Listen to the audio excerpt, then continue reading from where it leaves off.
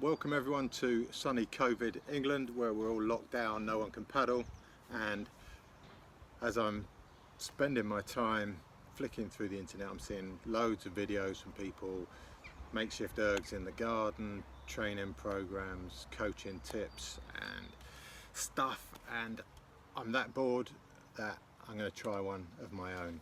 There are videos out there of me coaching before, and that was put out by Richmond Canoe Club after a coaching session I did there. So some of you are familiar with me and some of you are familiar with the way that I teach, or at least try to teach. And so I'm hoping to put a few little videos out there of common mistakes, how you find those mistakes or how you see those mistakes, what you might like to do to correct them, and perhaps some on-land exercises that will correct them, hopefully. So all these coaching videos, every coaching video you watch, it's people's opinions. This is my opinion. I will try and back it up with my thought process of how I got to my answers, and then what I'd really like from you, the outside world, is essentially some constructive criticism so that we can all progress towards something that is actually quite useful to coaches. Now, there are people out there who are already at a level that I'm talking way below, so trot along if you like.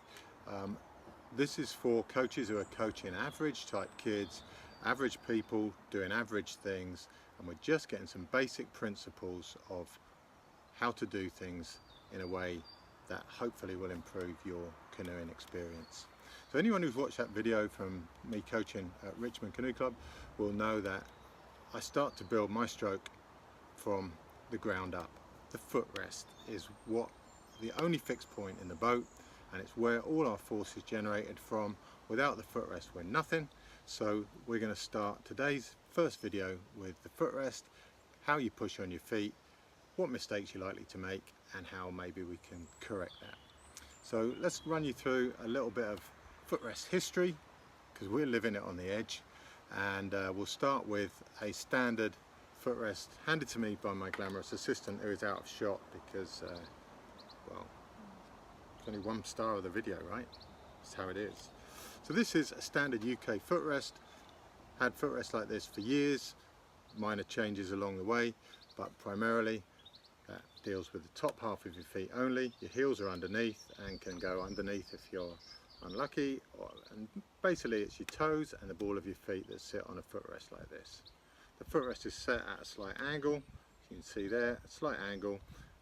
Some people like them more vertical, some people like them more shallow, and there's a personal opinion with absolutely everything involved with canoeing. So that's your basic footrest. Problems with this one sometimes is that your feet can slide up off the top when you get a little bit excitable, or your feet get a little bit wet, or God forbid you're one of those paddlers that wears socks in their boat. I have a personal issue with that, talk about it later. So footrest, your feet can slide off the top.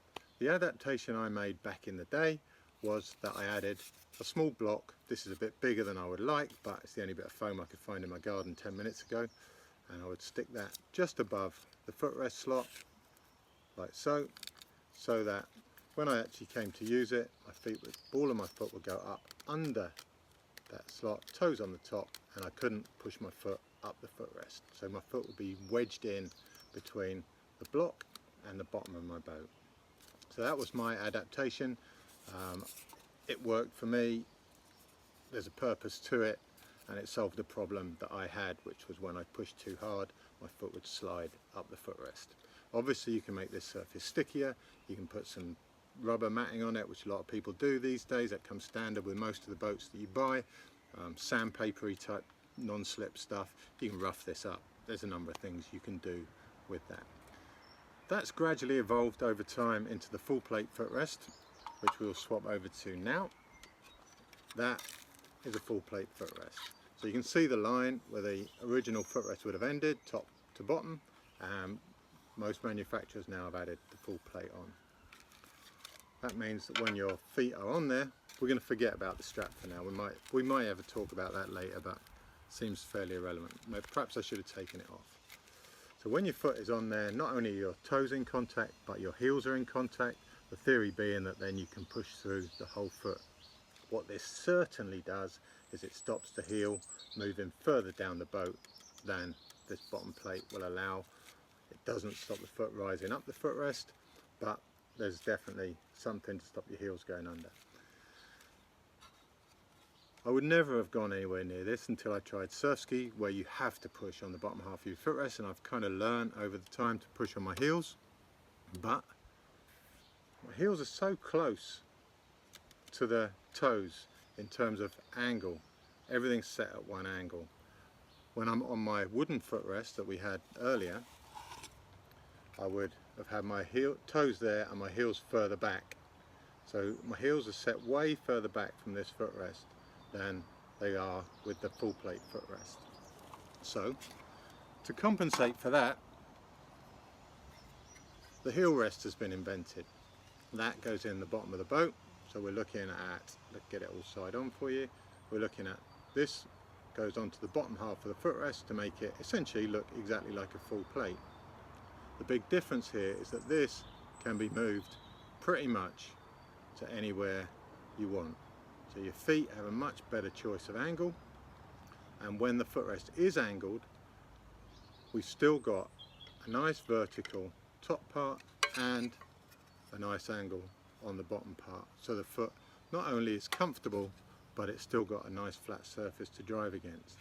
If we get this full plate footrest back, assistant, come on, get the full plate. One job. Take those off me. We'll talk about this later. If you want your heels far back from your toes, with full plate you have to change the angle to such an extent that now you have no real grip and the feet will slide up the top. So heels sliding underneath the toes is a big problem for us in the boat. So we're going to go onto the erg now, and we're going to show you how heels possibly can slide. We'll show you what the signs are when you've got sliding heels, and we'll then give you some corrections for it. So let's move on to the erg. So here we are on the erg. Little view up the garden there, look at that. Not a bad day here in sunny England. So there's the footrest, standard UK footrest as described previously. On my erg, no pull bars, no blocks, no nothing, because I just don't feel like I need them on here. Maybe I never worked hard enough to need it. So foot on the footrest, ball of the foot is what pushes on the footrest. The heel is on the bottom of the boat, so I'll show you that from the side. So ball of the foot solid on the footrest, heel solid on the floor of the boat, and you can see how far back the heel is from the toes. A full plate footrest would take your foot roughly to there, and you can see the foot is much more vertical. When I have it how I want it, the foot is at a much steeper, or shallower angle. Okay, so a few fingers over the lens there from me in the handover. God, amateur. So the problems you see with feet, other than gardening toenails, I was out in the garden yesterday, is that as people push, their foot will rise up the footrest. It will rise up, it will wander out, and as people work harder and harder, so those problems start to appear. To rise up, as we said before, we had the blue piece of foam, which on my footrest I would have put just below my ball of my foot there. Boom, balls of the foot pushing up into a block, and my feet can no longer rise up the footrest. Okay, because obviously that blue foam would be a lot more rigid and it would be stuck to the footrest, and that's what I raced with back in the day. So take that out for now, and we'll then look at it from the side again.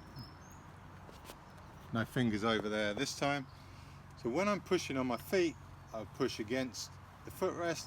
You can see force coming through that footrest, and mistakes people make is that instead of pushing back towards their hip, they let their heel go down the boat. So there's not enough pressure on the floor of the boat, and as they push, the heel will move down the boat. That way, every time you push to try and generate power with your leg, all that power dissipates in the wrong direction and none comes back to your hip. That's where the heel bar comes in. So I would put the heel bar in my boat and obviously it'll be stuck to my boat. This isn't stuck, and you can see the angle at the side there.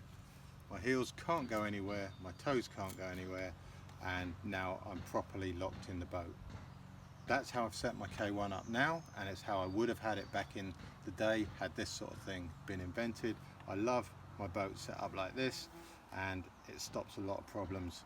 It does, however, take quite a long time to set up before it's comfortable. So the purpose of actually pushing on the feet is to initiate the rotation. Rotation comes from the hips.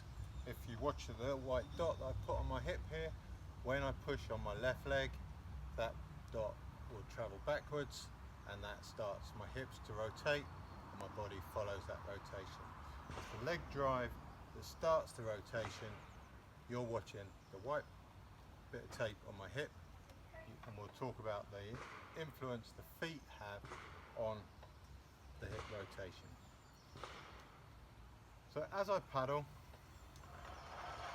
everyone will know that when you have good leg drive, it's very visible, as in the knees will go up and down, and that looks like, to most people, like the legs are being used. You hear a lot of coaches saying, I want your leg to go, you need to go down into the boat. I want, you can see under a spray deck, especially whether someone is pumping their legs. However, pumping the knees up and down is more than irrelevant. Okay? If I don't have my heels locked into the bottom of the boat, I can pump my knees up and down all day, and the white dot goes absolutely nowhere. Okay? If I haven't locked my heels, they will just slide forwards and backwards on the boat. Okay? So the knees are going up and down, everything looks beautiful, boat's going slow, and we've got no drive through the hips. When I'm working well and I've got either my heel plate in there, or I've pushed the heels down into the bottom of the boat, so I've got two directions of force here. I've got the ball of the foot blocking into the footrest, and I've got the heel blocking into the floor of the boat. So like someone's grabbed you here and is pushing you downwards into the boat. That's the force we're generating. So as I push on that leg now with the heel locked on the floor, toes locked on the footrest, push on that leg, and the white dot will travel backwards, which is the start of the rotation. Leg drive can only be judged at the hip, not at the knee, and the place it dissipates is at the foot. So we have to make sure when we're in our boat that our heels don't move up and down the boat. Now, it's very easy to see when your heels move up and down your boat, because if you look in your boat, there will be on the floor here, just by your heels, a little stripe of wear in the bottom of the boat that maybe needs repairing every 2 or 3 years. That's worse if you wear shoes, because the friction is more. Probably better if you wear socks, but if I see anyone wearing socks in a boat, we've got issues. We will never be friends. So, foot drive, plant your feet into the footrest, into the bottom of the boat. You can do that with your body's natural forces, like I would do on my paddling machine, or you can use the equipment that we looked at earlier. Just do a little bit of paddling for you. We'll try do some good paddling, well, as good as I can do these days. And when you see and you get good leg drive, it's how the hip travels back. It's the leg that initiates the movement. And when I lose that leg drive, the knees will go up and down, but I lose the movement at the hip. And that is mistake number 1. So having established the fault we're trying to correct, the effect it has on our paddling and on our rotation primarily. Appreciate not everyone has an erg in their house at the moment, but it doesn't stop us making some corrections and training something that may help this. So in a moment I'll show you a simple exercise that pretty much, well, anyone can do at home in order to start building strength in the foot, the calf, and strengthening that pushing action off from the footrest.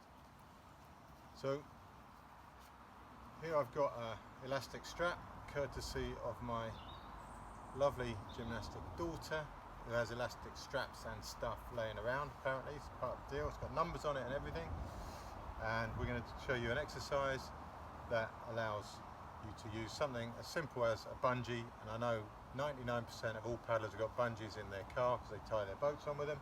So I'm going to hopefully give you exercises during this little series using things that you would have at home. So here we are with a potential exercise you might like to do or adapt or improve on ideally, and obviously send those ideas back to me.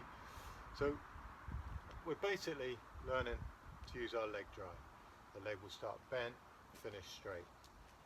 So going right back to where we were with the footrest, if I were to jump from the floor, I would stand on the ball of my feet, my heels are slightly off the floor, balls of my feet are on the floor, and that takeoff point where I would take off to do a big jump is exactly the right angle for generating the most force through your feet. This is a natural position, it's the body's natural choice for generating upward force. So in that position, slightly on a raised toe, I would hook a bungee around my foot.